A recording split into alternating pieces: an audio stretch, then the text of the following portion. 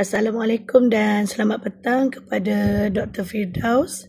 Saya Lailati Muhammad 2241073. Pada hari ini akan berkongsi satu refleksi peribadi tentang 3 perkara penting yang membentuk siapa saya sebagai kadet UPNM, iaitu dari segi kejujuran diri, pengalaman dan juga pembangunan personality. First of all, kejujuran diri dan maruah. Bagi saya, kejujuran diri ni bukannya sekadar kita bercakap benar. Ianya boleh merangkumi juga keberanian kita untuk menerima kesalahan kita ataupun berani untuk membuat perubahan diri ke arah yang lebih positif ataupun berpegang teguh kepada prinsip walaupun tiada siapa yang melihat. Okey, bukan kita buat kerana sesiapa, kerana diri kita sendiri. Maruah pula ialah harga diri, iaitu kita kena ada sempadan yang membezakan perkara yang patut dan apa yang tak patut saya buat ataupun yang berlaku dalam keadaan tertekan. Okey, seterusnya kepentingan pengalaman.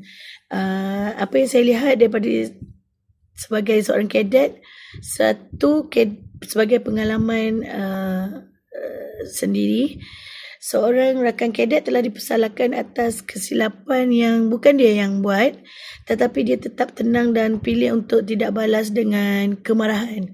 Maksudnya dia kekal tenang dan rasional.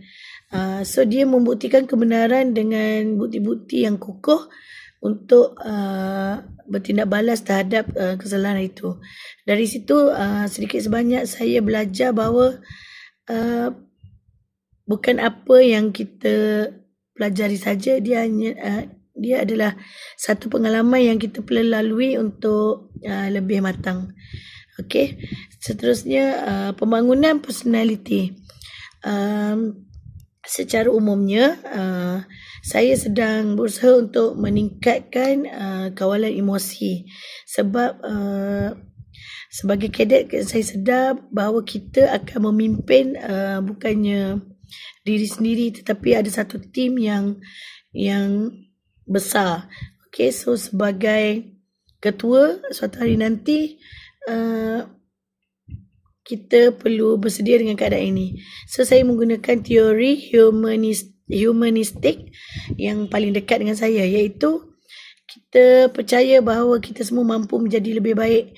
Jadi jika kita mengenal diri kita sendiri dan terus berusaha. Dan dalam pendekatan teori ini juga